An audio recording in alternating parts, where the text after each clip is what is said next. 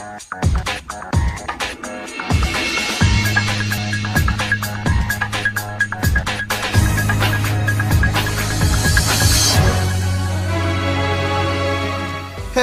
guys, it's me Noah coming at you with another video.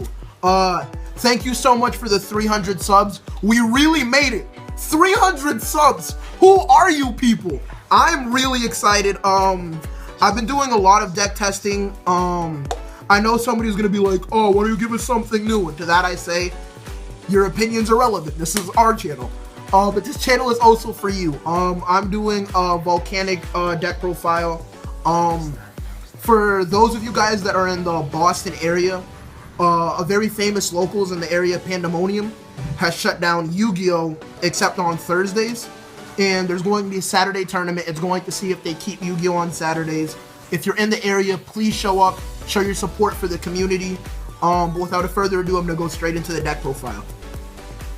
To start off, we play one Doomfire and one Queen. I'm going to go over the bosses first. Doomfire says that you need to tribute a Blaze Accelerator Reload or a Blaze Accelerator, and when he's special summon, he's a 3k beater, 18 defense, and he swings over a monster, right? And he blows up all of the other monsters on the field, and they take 500 for every monster destroyed, and this card can attack as many times as there's monsters on the field. So that's really strong, and there's a lot of cool Geometrio combos you can go into with this. And also, he's just 3k, so it's super amazing. Volcanic Queen, just because you like a one-card tribute. And also, you can do this thing with lose one turn, where you tribute it on your turn, and then their turn starts, and then they take and then at the end of your turn, its effect kicks in then, so they lose 1,000. And then if they go to tribute to destroy something, you can chain cards or send Scattershot to deal a heck ton of damage and just make their life miserable. That's it for our main deck boss monsters. We play only 2. Next for the 4s, we play 3 Rocket. I'm not explaining everything. Rocket's a staple. You search a Blaze Accelerator Lake. There's nothing else to say. The card's just good. 2 Firestorm Guard. It shuffles back 4 Pyros. You draw 2. Standard.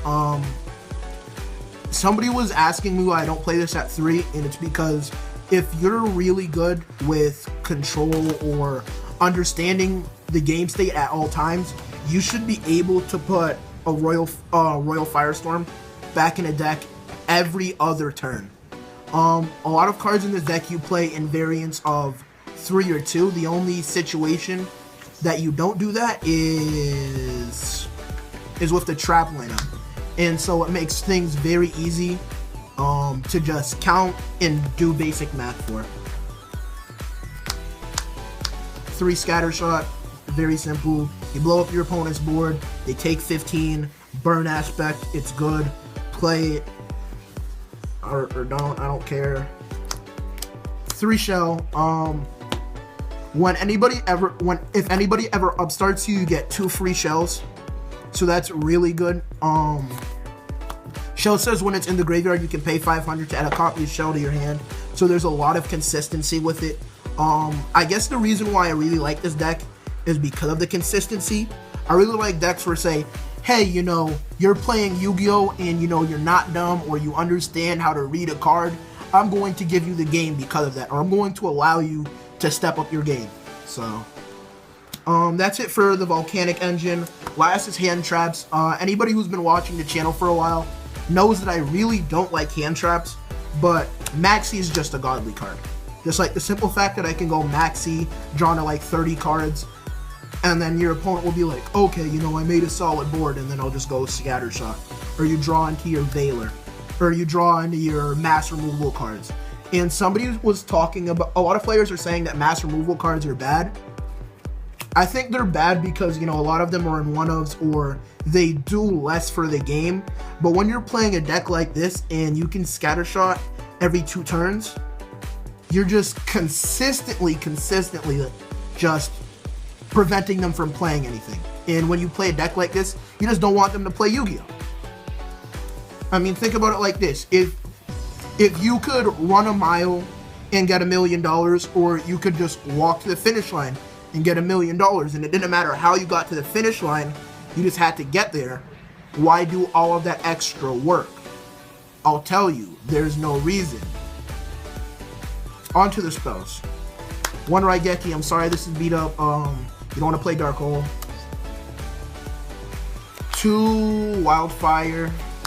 I wasn't playing this in any other version, but this card's stupid. So it costs you 500 life points to play. So these two themselves is an upstart. You tribute a Tri-Blaze or you tribute a Blaze Accelerator, and you blow up both opponents' boards, and you gain a token for 1,000. It's really good because you can't scattershot during your opponent's battle phase. So when you go for plays, or if you see your opponent like trying to overextend for game, you can Wildfire punish them, and a lot of the time it sets them back, or it gives you a turn to regain the edge if you're behind. There are 2 proxies in the deck. I'd like to apologize to Magic Planters. Jefferson, if you're watching this video, give me my Magic Planters. You play a lot of continuous traps, so of course you want to play Magic Planters in a deck like that. 3 upstart. They're not contradictory, just because it's an engine that you want to get rolling consistently. And if you scattershot twice, it covers your 3,000 cost. So you scattershot twice, they lose their board, and they didn't gain anything from the upstarts, and you should be able to deal damage outside of that as well. 3 MST, these should be Twin Twisters, but I was having an issue when I was testing Twin Twisters with a form of consistency. Oh no. Oh no, yo, wait 1 second. We gotta take a momentary break to introduce the squad. Get him on camera. The man, the legend. Yo, get him on camera. Get him on camera. Fuck you guys here. Nigga, shut the fuck up. We on camera, nigga. I don't give a fuck. Nigga. Dear God, help me. Is he sweating too? Has he been running the speed wagon? Speed wagon? He been speed wagon! Yeah, I'm sorry for that. We're back. Even speed wagon. So for the trap lineup, we play 3 tries Blaze Accelerator Reload. Best trap in the deck. Obviously MVP.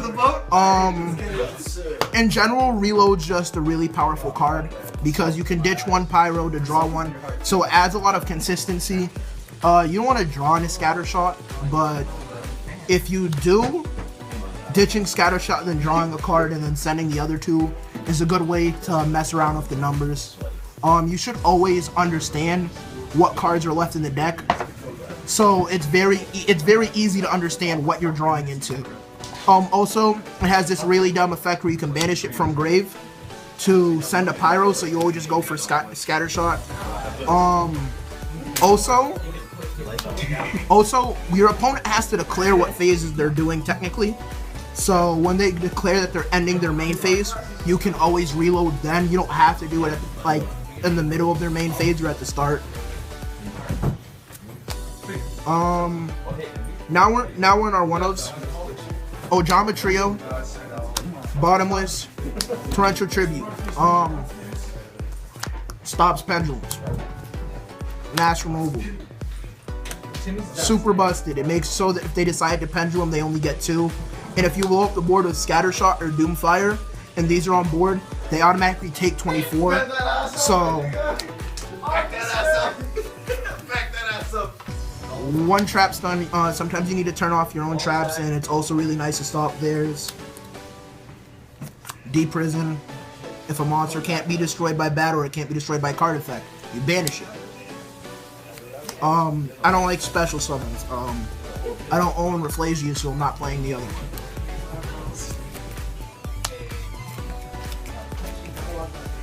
Mirror Force, because Mirror Force is busted as fuck. Team 1 is just gay. You're adopted, nobody likes you, Timmy Drown. I will. Get my gun. Yo, wait, you leaving Ludwig Leg? I'm leaving. Oh, dang. Never. Oh, fuck, Gordon gets me. Lose one turn, vanity, and skill drain. These are our continuous traps, other than the Tri-Blaze Accelerator. That's why we play the Magic Planners. Lose one turn is just stupid.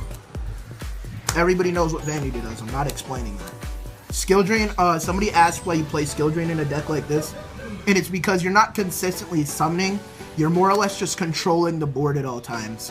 And when you're doing something like that, skill drain gives you a lot of opportunities to do that. That's it for the main deck. I think that's an exact 40 count.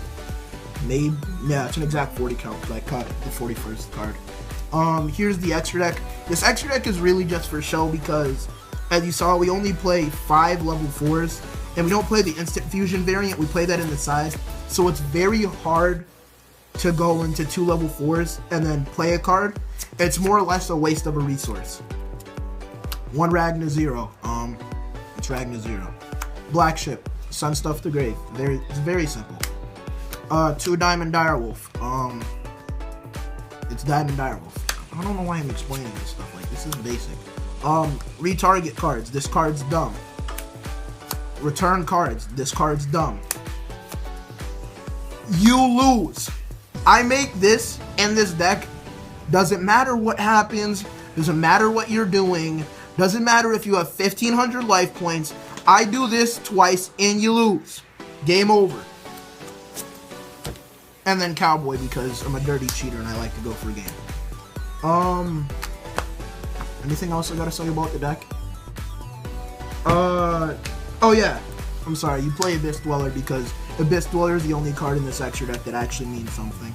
You go into Abyss Dweller and it's a really strong shutout for a lot of games. And the percentage of just damage and outcome of game that you have when you play this card is absolutely ridiculous. I'm done. Remember to like, comment, and subscribe, and this is Noah from Team 1 and signing out.